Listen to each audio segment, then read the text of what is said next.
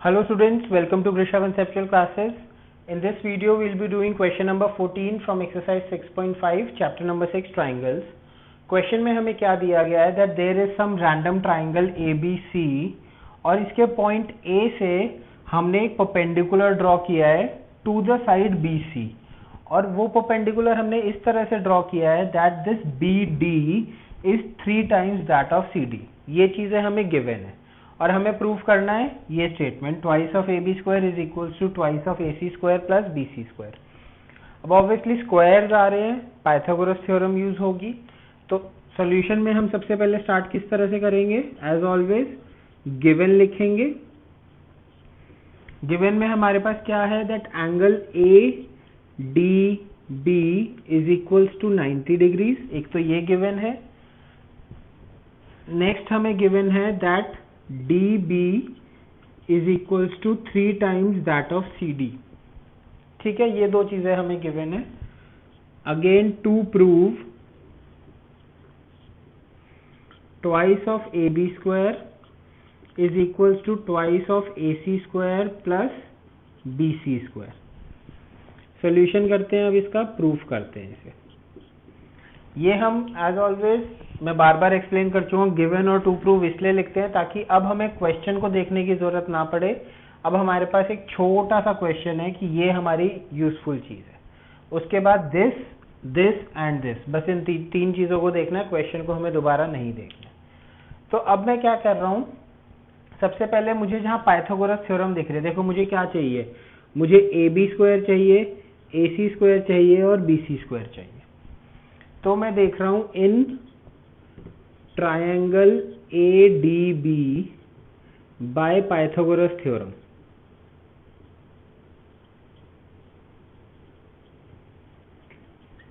ए D B में angle D is 90 degree, तो of course hypotenuse हो जाएगा ए बी. तो A B square is equals to A D square plus B D square. ठीक है, ये हो गई इक्वेशन नंबर 1. दूसरा मुझे क्या दिख रहा है, एक राइट एंगल ट्राइंगल और दिख रहा है, उसमें भी पाइथागोरस थ्योरम लगा देते हैं. In triangle A D C by Pythagoras theorem. Hypotenuse क्या है, ए सी. तो ए सी का square is equals to A D का स्क्वायर प्लस सी डी का स्क्वायर. अब देखो हमें क्या है, फर्स्ट इक्वेशन अगर हम देखें और अगर हम अपने टू प्रूफ को देखें तो लेफ्ट हैंड साइड पे हमें ए बी स्क्वायर चाहिए, सिर्फ ए बी स्क्वायर चाहिए. राइट हैंड साइड पे हमें ए सी और बी सी की टर्म्स चाहिए, ए डी बी डी नहीं चाहिए. अब मुझे एक चीज दिख रही है कि ए डी यहां पर भी आ रहा है और ए डी यहां पर भी आ रहा है और इस वाले ए डी के साथ ए सी आ रहा है. तो क्यों ना हम ऐसा करें कि इस सेकेंड इक्वेशन से AD की वैल्यू निकालते हैं और इधर सब्स्टिट्यूट कर देते हैं. एटलीस्ट हमें क्या चाहिए, हमें AC और BC चाहिए. आ रहा है AD, तो एटलीस्ट क्या होगा, AD एलिमिनेट होके AC आ जाएगा. तो we will be one step closer to our answer.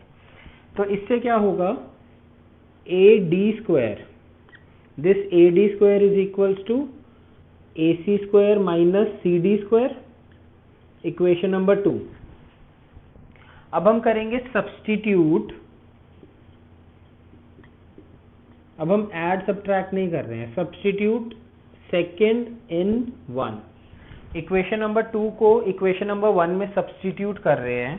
तो हमारे पास क्या आएगा, A B square is equals to A C square minus C D square plus B D square. तो अब हम एक स्टेप क्लोज पहुंच गए. ए बी स्क्वायर आ गया हमारे पास, ए सी स्क्वायर आ गया. अब सी डी और बी डी दिए हुए हैं, लेकिन हमें चाहिए क्या, हमें बी सी चाहिए, सी डी और बी डी नहीं चाहिए. तो हमें सी डी और बी डी को एलिमिनेट करना है या सब्स्टिट्यूट करना है ताकि हमारे पास बी सी आ जाए. अब हम देखेंगे कि हमें इंफॉर्मेशन गिवन क्या है. हमें देखो एक ये इंफॉर्मेशन गिवन है जिसको हमने अभी तक कहीं पर यूज नहीं किया है. अब इसे हम यूज करेंगे. हमें पता है that B D plus C D is equal to B C. यहाँ पर बी डी स्क्वायर भी है, सी डी स्क्वायर भी है, लेकिन हमें चाहिए बी सी, और हमें ये पता है that B D plus C D is equal to B C. अब अगर हम एक काम ये करें कि बी डी को भी बी सी की टर्म्स में निकाल लें और सी डी को भी बी सी की टर्म्स में निकाल लें, तो उसको सब्सटीट्यूट कर देंगे और शायद हमारा आंसर आ जाए। कैसे करेंगे? इसको मैं ये लिख सकता हूँ दैट बी डी तो हमारा हो गया 3 टाइम्स सी डी, यहाँ पर गिवन है बी डी या D B is equal to 3 times C D plus C D is equal to B C, तो ये हो गया 4 times C D is equal to B C. This means C D is equal to B C upon 4। ठीक है, तो C D की value B C की terms में आ गई। अब सी डी अगर बी सी अपॉन 4 है तो बी डी या डी बी क्या है? D B is equal to thrice of C D. This means D B is equal to 3 upon 4 times of B C. Correct? C D का thrice है, C D हमें पता है B सी bye 4 है, तो B D क्या हो गया? इसको इंटू 3 कर दिया। अब हम क्या करेंगे? अब हम dB और CD की इन वैल्यूज को यहां पे सब्स्टिट्यूट करेंगे। देखो कैसे कर रहे हैं।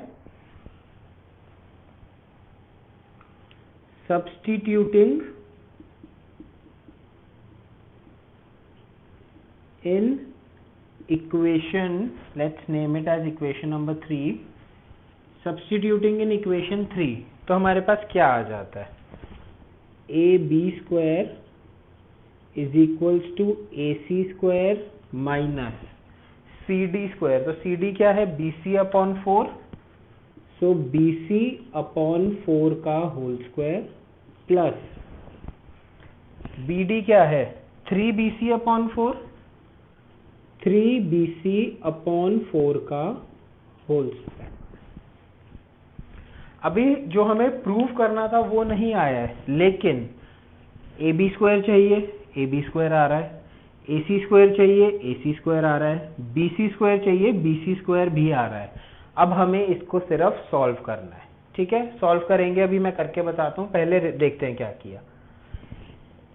पाइथागोरस थ्योरम लगाई, ए बी स्क्वायर निकाला। पाइथागोरस थ्योरम लगाई, ए सी स्क्वायर निकाला। हमने देखा कि ए बी स्क्वायर में ए डी स्क्वायर अनवांटेड है, बी डी स्क्वायर अनवांटेड है। पहले ए डी स्क्वायर को पकड़ा, उसे एलिमिनेट करके ए सी स्क्वायर ले आए, लेकिन उसके साथ हमारे पास सी डी स्क्वायर भी आ गया।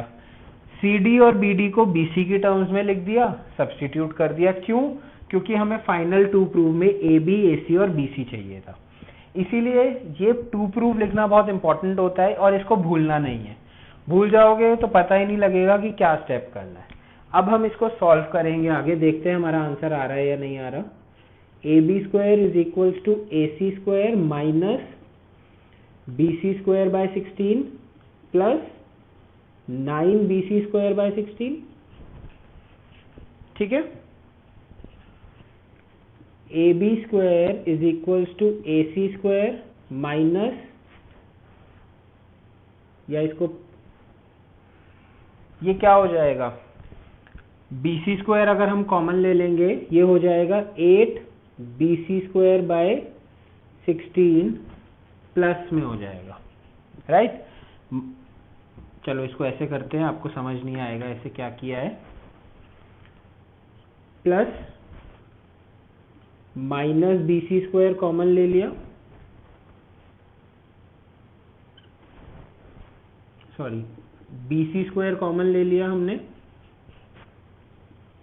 बी सी स्क्वायर कॉमन ले लिया, या B C square by 16 common ले लिया। क्या बचा? -1 प्लस 9, ये बचेगा ब्रैकेट में। B C square by 16 common ले लेंगे तो क्या बचेगा? -1 प्लस 9, और -1 प्लस 9 क्या होता है? 8 होता है। तो इसीलिए मैंने इसको डायरेक्टली लिख दिया था plus 8 B C square by 16। अब ये कैंसिल कर देंगे, 8 और ये 2 हो जाएगा। तो A B square is equals to A C square plus B C square by 2, LCM ले लेंगे। A B square is equals to twice of A C square plus B C square upon 2, ये वाला 2 इधर चला जाएगा, denominator में है, उधर जाके न्यूमरेटर में चला जाएगा, तो ये क्या हो जाएगा? twice of AB square is equals to twice of AC square plus BC square. Hence proved. तो क्या किया, at the end mathematics quadratic equation की तरह इसको सॉल्व किया है. BC स्क्वायर बाय 16 कॉमन लेके हमने देखा कि वो 8 बन जाएगा. 8/16 1/2 हो गया. एलसीएम लिया, आंसर आ गया. ठीक है. तो यहाँ पर पहले वाले क्वेश्चन में हमने क्या किया, हमने 2-3 इक्वेशंस को आपस में ऐड या सब्ट्रैक्ट किया था. इसमें हमने क्या किया, इसमें हमने जो हमें वैल्यूज चाहिए उसको हमें दूसरी वैल्यूज में सब्स्टिट्यूट करा. यहाँ पर AD नहीं चाहिए था तो AD की जगह पर AC की टर्म में सब्स्टिट्यूट कर दिया.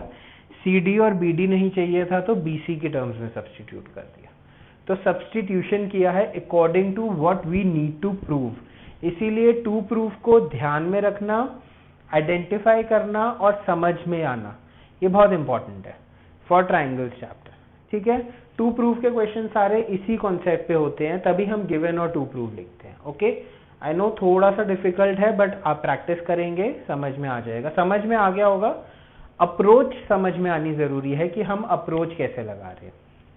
फर्स्ट अटेम्प्ट में शायद ना हो, बार बार करेंगे हो जाएगा, समझ में आने लगेगा कहाँ सब्स्टिट्यूट करना है, कहाँ ऐड करना है, कहाँ सब्ट्रैक्ट करना है. ठीक है.